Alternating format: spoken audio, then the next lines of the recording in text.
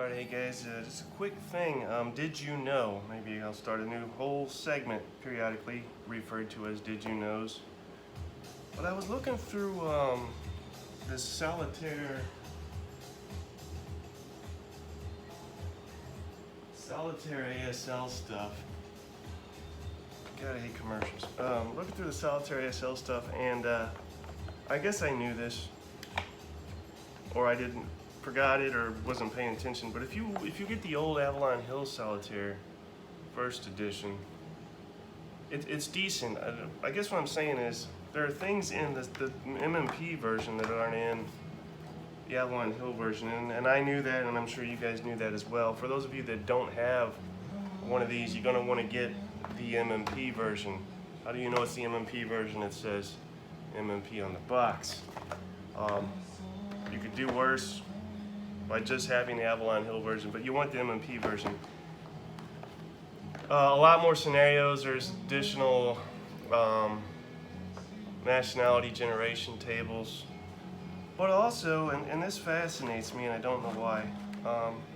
Can't remember if I shared this already or not, but if you go to, and again in the MMP version, if you go to page S24, you're going to see something called friendly command and control, right? And I'm going to read through this for you because it fascinates me. This is something that, again, I was already aware of, but I wanted to share this with you guys. And it's an aspect of the game that intrigues me because it's done in other things. Fighting Formations has a way of dealing with command and control, as do other games. But it starts off, each friendly unit, like each enemy unit, has the potential to panic. Let's see, the player does not know if unit will be functional for the current player turn until its command die roll is taken. And now the die roll is capitalized, which means it's 2 dice. Note that the following command control rules are in effect for the friendly side only. Enemy command control, they say, is inherently built into the enemy action table, which I don't doubt. Arguably, you could, if you weren't playing SASL even, you could still do this for both sides. Many of you are probably rolling your eyes and shaking your head, the hardcore, die-hard ASL aficionados. I ain't messing with that. Fine, don't. You don't have to. Command number. A friendly unit must first pass a command die roll by rolling equal to or less than its command number in order to perform any non-rally phase route phase activities during the current player turn. A unit's command number is based on its morale as per the following listing, and then it goes through for leader or crew, which is one greater than its current morale level. Squad or half squad has command number equal to its current morale level. And then it goes on to talk about vehicles. Command die roll. Command die roll is made for a unit only when it is ready to perform its first non-rally phase action for that player turn. Passage of the command die roll allows that unit to perform actions normally for the remainder of that player turn. Failure to pass the command die roll results in that unit being immediately marked with a panic marker.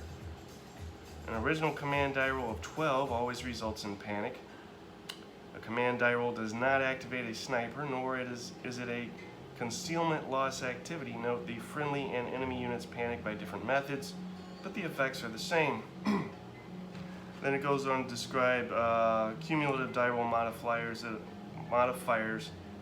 apply to a unit's command die roll, such as, and most of these apply to vehicles.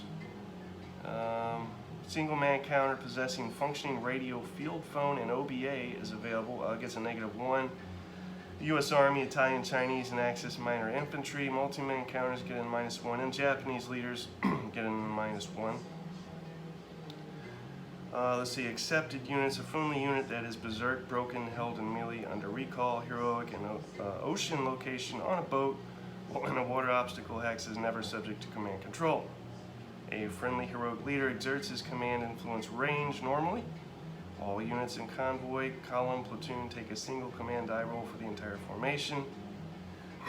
Let's see, off-board panic, I'm not going to go there. Passengers, riders, loading, unloading, spotted fire. Then we get to, and we're almost done here. Leader command influence range, all right? So this is nothing new necessarily. It is the hex distance within which units must be in to benefit from their leader being in command. And it says, each good order, unpinned, non-captured, friendly personnel leader exerts his command influence into all locations in his line of sight within 2 hexes, as well as the location he is in at the moment his command die roll is made. If pinned, such a leader exerts his command influence only into his currently occupied location. A leader may have his command die roll made as soon as he or any unit within his command influence range wishes to perform its first action or utilize its command influence. Mark each leader that passes his command die roll with an in-command marker, and those are included in the MMP version of SASL. Like a friendly personnel leader, a friendly CE armor leader, there's more armor stuff, however, such a leader affects each good order friendly multi-man counter / lower rated leader is automatically in command if any friendly leader exerting his command influence into its location passes his command die roll, even if that leader subsequently moves, breaks, pins, or is eliminated, leaving the unit out of his command influence range. Once a friendly leader has passed his command die roll, each friendly unit subject to that leader's command influence may perform actions, and at least one such unit must perform an action before another leader's command die roll is made.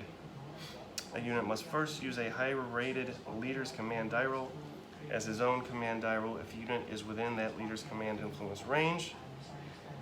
And if each leader that could exert his command influence into a multi-man counter's location fails his command die roll, the unit may then and only then attempt its own command die roll. And it talks about multiple leader influence, rank. A leader cannot exert his command influence over a friendly leader of equal or higher type if he is not in command due to being in the command influence range of a higher rated leader. He must use his own command die roll. Commissars cannot exert command influence over nor benefit from the command influence of other leaders. And to go back to the multiple leader influence, if any one leader exerting his command influence over a unit passes his command die roll, that unit is in command for that player turn. Otherwise, it must pass its own command die roll. Now, I've used this before, and I will do so again. It interests me. I've heard complaints regarding constrictions it will place on maneuverability, the tactical abilities of units as they go across the map.